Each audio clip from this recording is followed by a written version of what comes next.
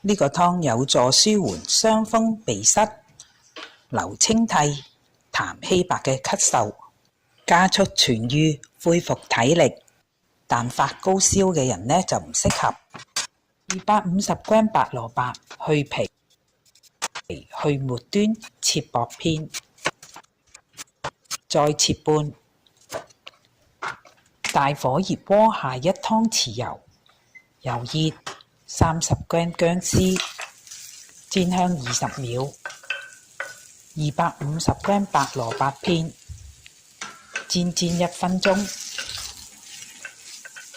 1000cc 滾水，8粒無核小紅棗，1茶匙鹽，攪勻，蓋好，轉細火，煮25分鐘。2隻發開嘅雞蛋，輕輕攪一攪，咁就做好啦。